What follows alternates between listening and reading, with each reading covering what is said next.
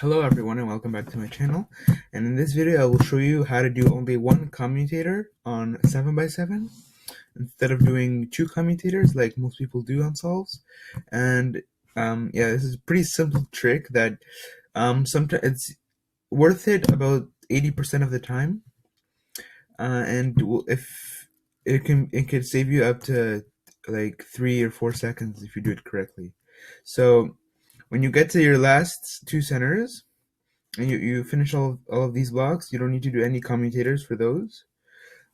So basically, what some people do, the two commutator way, is to connect these three, the inner and the two outer ones, kind of like on 5x5. That would be a solve. That would be solved on 5x5. But instead, what you should do is not solve the inner one and solve two outer ones and one like this. One that can be this one also, and if you could get the two, that would be ideal, but you can't always get that.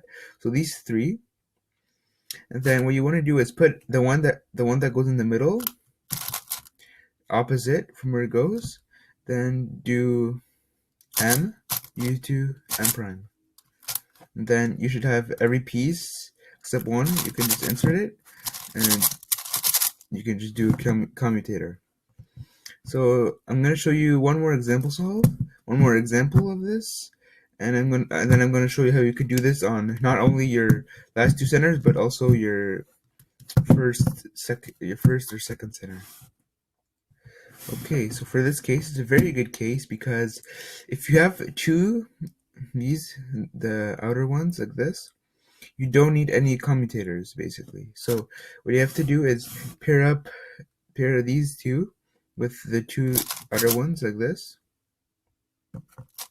and then you don't need to do like this.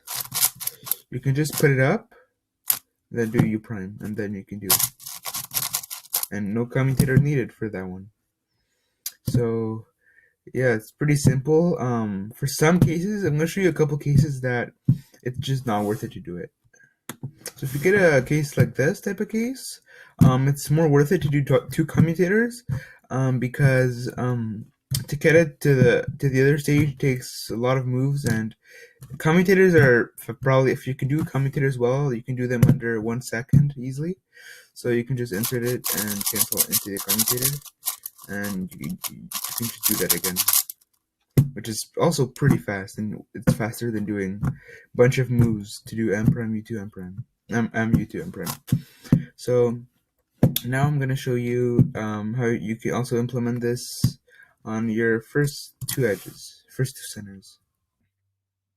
Okay, so for now, you're doing your first center, and maybe maybe you just got this case, or maybe accidentally you thought you had the whole edge, but you forgot to put this one in.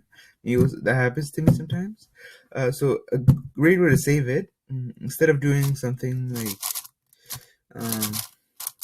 this, what you can do is put this one up, and then this, and then do m prime u2 m prime, just solve these two like this. So it's pretty simple. Also, you can do it, you don't have to do it with this line, you can also do it with this line. And yeah, this is a very good trick on 7x7. I use it, sometimes I could use it like 2 or 3 times, sometimes I don't use it, but it's really important to learn this if you want to get fast on 7x7. At least sub 3, not sub 3, I mean sub 330. I learned it when I was like 330, so yeah.